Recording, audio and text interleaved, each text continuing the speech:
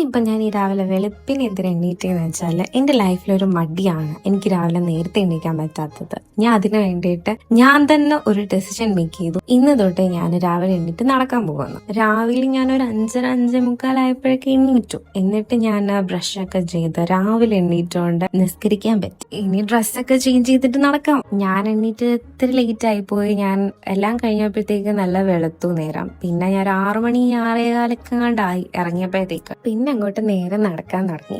ഈ നടക്കാൻ ഞാൻ തീരുമാനിച്ചതിന്റെ കാരണം എന്താണെന്നറിയാലോ, എനിക്ക് നേരത്തെ എണ്ണിക്കാൻ വേണ്ടിയിട്ടാ. ഇപ്പൊ നമുക്ക് എന്തെങ്കിലും ഒരു റീസൺ ഉണ്ടെന്നുണ്ടെങ്കിൽ ഞാൻ എണ്ണിക്കും നേരത്തെ. പെട്ടെന്ന് എവിടെയെങ്കിലും പോകണം എന്നൊരു ദിവസം പറഞ്ഞാൽ അപ്പൊ ഞാൻ രാവിലെ എണ്ണിക്കും. പക്ഷെ എനിക്ക് ഡെയിലി എണ്ണിക്കാൻ മാത്രമാണ് പാട്. സോ അങ്ങനെ ഞാൻ ചെറിയൊരു പ്ലാൻ ഇട്ടതാണ് ഈ നടക്കാൻ വരുന്നത്. അതിന്റെ കൂട്ടത്തിൽ ഞാൻ ഇവളോട് ചെറുതായിട്ടൊന്ന് പറഞ്ഞു, ഒന്ന് നടക്കാൻ നമുക്ക് പോയാലോ. ഇവള് ഡബിൾ ഡൺ പറഞ്ഞു, നമുക്ക് പോവാം. ഈ ഒറ്റയ്ക്ക് ഒരു കാര്യം ചെയ്യുന്നതിനേക്കാളും കൂടെ ആരെങ്കിലും കൊണ്ടെന്നുണ്ടെങ്കിൽ നമുക്ക് പിന്നെയും നമുക്കൊരു ഇഷ്ടം തോന്നും അതിനോട്. രാവിലെ എണ്ണീക്കാൻ തോന്നും.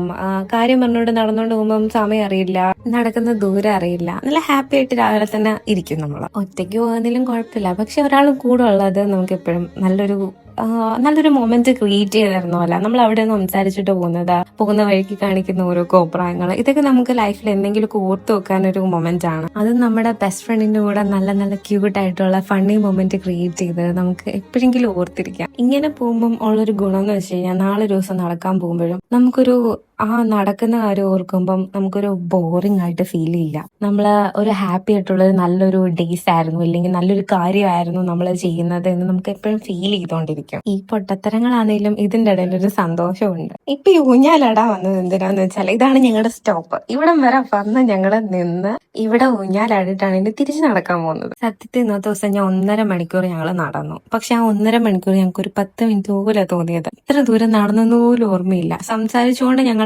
നടന്നുകൊണ്ട് സമയം പോയതുപോലും അറിഞ്ഞില്ല. ഞങ്ങള് ആകെയുള്ളൊരു വിഷമം എന്താന്ന് വെച്ച് കഴിഞ്ഞാല്, പിന്നീട് ഇവളിപ്പം ഹോസ്റ്റലിൽ തിരിച്ചു പോയി കഴിയുമ്പോൾ പിന്നെ ഞാൻ ഒറ്റയ്ക്കുള്ള ഈ നടക്കാൻ പോവാന്. അന്നേരം ഞാൻ എങ്ങനെ നടക്കാൻ പോവെന്നാണ്. ഒറ്റയ്ക്ക് നടന്ന് ശീലിക്കണമല്ലോ, അപ്പൊ ഇനി ഒറ്റയ്ക്ക് നടക്കാം. വരുന്ന വഴിക്ക് മുല്ലപ്പൂ ഉണ്ട്. കുറെ നാളെ മുല്ലപ്പൂ കണ്ടിട്ട്. പണ്ടൊക്കെ വീട്ടിലുണ്ടായിരുന്നു, ഇപ്പം വീട്ടിലൊന്നും ഇല്ലാത്ത കാരണം ഇത് കാണാൻ പോലും കിട്ടുന്നില്ല. എനിക്ക് മുല്ലപ്പൂ മാത്രമല്ല, നമുക്ക് വരുന്ന വഴിക്ക് ചാമ്പയ്ക്കയും കിട്ടി കേട്ടോ. നിങ്ങളിപ്പൊ ചിന്തിക്കുന്നത് എന്താന്ന് എനിക്കറിയാം. ഇത് നടക്കാൻ പോകുന്നതാണോ, മുല്ലപ്പൂവും ചാമ്പയ്ക്കയും പറിക്കാൻ പോയതാണോ എന്നില്ല. അല്ല, നടക്കാൻ പോയത് തന്നെ. എന്റെ വീട്ടിലും അത്തായി അമ്മായി നടക്കാൻ പോയാലും ഇമാതിരി സാധനങ്ങളെ വീട്ടിൽ കൊണ്ടുവെക്കുന്ന കണ്ടിട്ടുണ്ട്. ഇപ്പോഴാ കാര്യം പിടികിട്ടിയത്. അങ്ങനെ ഞങ്ങൾ രണ്ടുപേരും പിരിയുകയാണ് ഗൈസ്. അടുത്ത സ്റ്റോപ്പ് എത്തി. അവൾക്ക് വീട്ടിലേക്കും എനിക്ക് വീട്ടിലേക്കും പോകാനുള്ള സ്റ്റോപ്പ്. അങ്ങനെ ഞങ്ങൾ തിരിച്ചു നടന്നു പോയപ്പോഴാണ് ഇവൾ എന്റെ എയർപോർട്ട് തരാൻ മറന്നുപോയി. അവളുടെ കയ്യിൽ എയർപോർട്ട് ഉണ്ട്, പക്ഷേ എന്റെ കയ്യിലുള്ളതാണ് ഞങ്ങൾ രണ്ടുപേരും യൂസ് ചെയ്തുകൊണ്ടിരുന്നത്. ഇത്രയും നേരം ഒരാൾ കൂടെ ഉണ്ടായിട്ടാണെന്ന് തോന്നുന്നു. തിരിച്ചു നടന്നു പോയപ്പോ ഭയങ്കര എന്തോ പോലെ. അപ്പൊ ഇന്നെ നെക്സ്റ്റ് വീഡിയോ കാണാം. ബൈ.